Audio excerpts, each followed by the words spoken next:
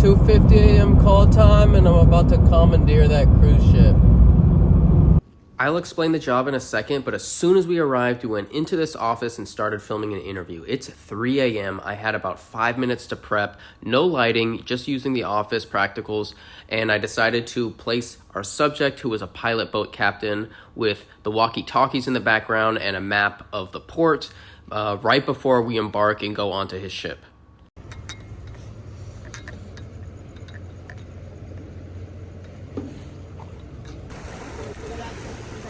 Quality must be maintained on this project, but the priority is speed and efficiency. That's why I had everything ready to go, camera settings dialed in the night before, because we have to be able to move at the speed of which these actions are happening. They are not stopping for us. So, case in point, we come into this extremely dark pilot boat, and that is when I'm using all of the Sony FX6's low light capabilities. It was extremely dark. I cannot emphasize that enough. So here we are getting closer and closer to the cruise ship, which is moving. It is not stopping for us, and that is the rope ladder I'm gonna have to climb with our gear.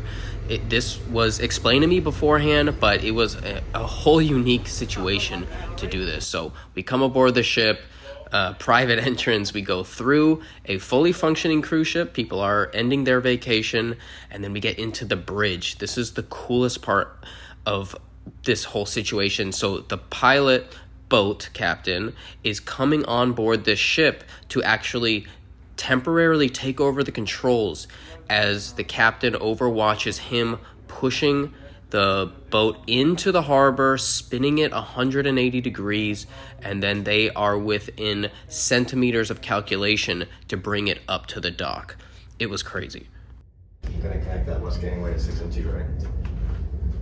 Yes, sir. We're running last set over at My camera's actually on my shoulder right now and rolling, but I was able to get my phone out to capture this really cool moment. So the cruise ship is officially docked, and now the pilot boat captain is handing control back over to the main captain, and this place is extremely quiet. You can hear a pin drop, and it was somehow so slow but so fast, and they were so technical in their calculations. But we move from the wing back to the bridge. This is the big control center, and there is about 6 people in pitch black who are communicating, reassuring, radio.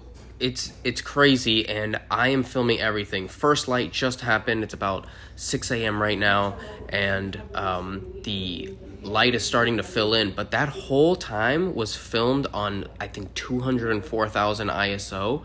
So we are not filming S-Log, we are in Cinetone, and that white plastic thing right there was on the corner of the handrail, and I couldn't see anything, and I actually broke it off. It's a cup holder, so the guy is super gluing it back, but I said I was sorry, but I could not see anything. So luckily the camera could. So people are waking up. Like I said, it's a fully functioning cruise ship, and we are moving to a different area to grab breakfast.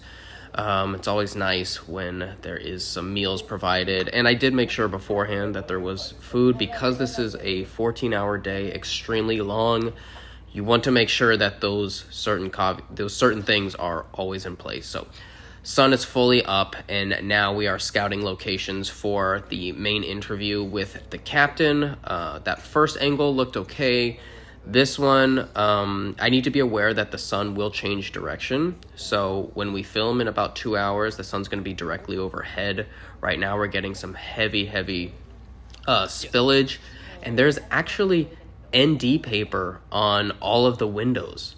So they have that just for them, but that works perfect for me because I do not have enough firepower to combat the sun. So I'll show you right here. You can kind of see the edge of those ND windows, but this is the camera setup. I love this system. I absolutely adore this. So we're using the Rode Filmmaker Kit lavaliers, and then they have the shoulder mount with the small rig pad and the shape arm. It's pretty low cost as far as shoulder setups go, but I'm very happy with it. Mostly, yep. We do have one though. She has one. Yeah, I have mine. Didn't really use it. I don't think I mentioned the client, but this is for the Wall Street Journal. I never thought I would work for them. I am extremely happy to be in this position, and they sent over examples of videos they created before. It was very high quality, and I want to fit seamlessly into their quality standards. So I'm trying my hardest to be able to do that. And you can see this is the main interview that the whole piece will be structured around. And audio is not a problem. It is so quiet in here. Lighting is a little interesting because it's so directional coming through the windows. I slid up one of the blinds. You can kind of see to the left there, right behind the window, that I pulled that up. That allowed a little bit more fill to come into the room. And then I can use these lights. This one's going to be the hair light, and then the other one is the main key light. All right, this is my first time using the Astra light panels, 6X, 6x, whatever it's called. I do not know how to put this on, so I'm pretty sure this is not the right way, but this is how I'm doing it. And then we're just using some power, DC power, but it's, they got all different types, the US ports, European.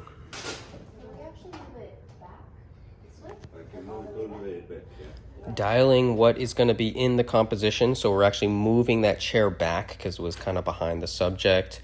And the problem here is the rim light looks great, but the instruments in the back are getting so lost into that black abyss that I am taking off the diffusion, I'm angling it on the instruments, and just trying to find out what works best.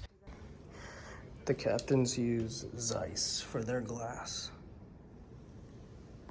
We had all of that action in the morning, but now we actually have a 3-hour gap in between the interview because the captain is going to go take a nap. So we're deciding to push the chair in a little bit more. That way they are more surrounded by all of the controls, and it just looks a little bit more engulfing, encompassing of where we are in the space. And right now I'm just trying to figure out ratios between the lighting outside and inside. So I got 30 minutes left on this battery. I'm going to switch it out. That's the first V-mount that I've used out of my 3, and we're about halfway through the day. So instead of using my Rode Filmmaker kit, they wanted to hardwire in a lavalier because they didn't want to deal with any type of frequency issues. So we have probably about a 12-foot cable for the lav.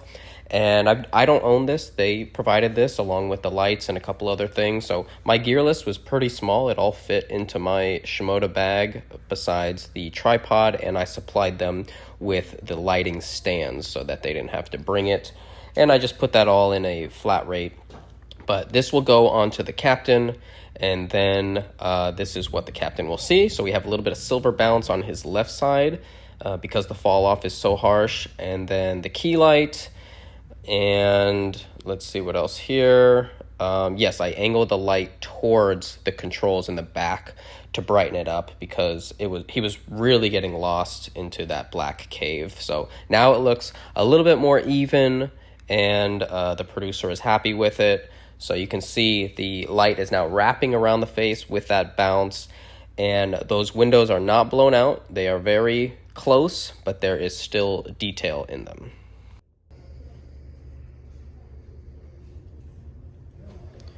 So how did I get this job? What do you think I'm gonna say? It was from Production Hub.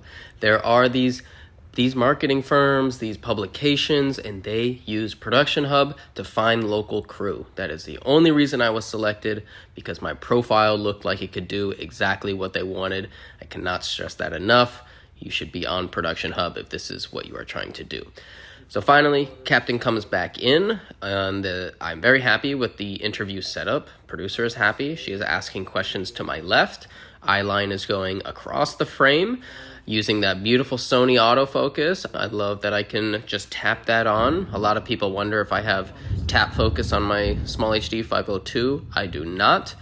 I really use autofocus mainly for interviews, and because it has the ability to only focus on an eye or a face, I just leave it on at that. People are moving back and forth. I'm at f2.8, and this is the best system that I've seen for interviews. So, at this point for interviews, you're kind of just babysitting, and I really like that part. We spent all that time and actually had time to troubleshoot and set up, but this is it. The lighting is not changing. I'm monitoring audio with my headphones. We have a shotgun on camera just for backup. But yep, there's that window you can see. I opened that up just to get a little bit more spill light. And there's actually this, we are on the largest cruise ship in the world. That is the second largest cruise ship in the world passing by. It's the largest cruise ship. Biggest cruise ship, right? Yeah. Until the next one comes out. But is there anything else specific to the ship that makes it more challenging to dock or makes it more interesting to dock? Like, what's particular about this one? Well, our size, we have to be more precise because the tolerances are less because of our size.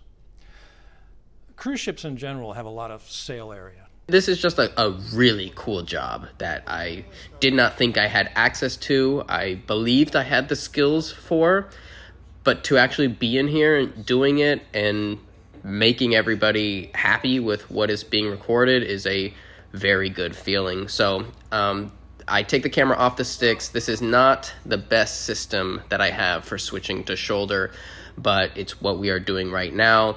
And I need to do this. I need to put the camera onto the shoulder base plate whenever I need to switch. And I advised the producer beforehand. I said, hey, I just need 1 minute when we switch to go handheld so that I can do this. So I always like to keep the producers aware of what the gear limitations are or what time I will need. That way they aren't sitting there fiddling with their thumbs and the interviewee isn't saying what's happening. And I was very lucky that they could bring an assistant. So you can see she just turned off the lights.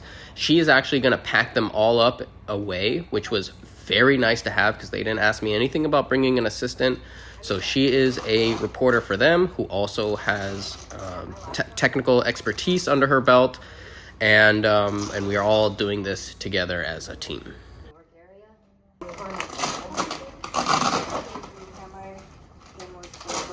preview ceiling.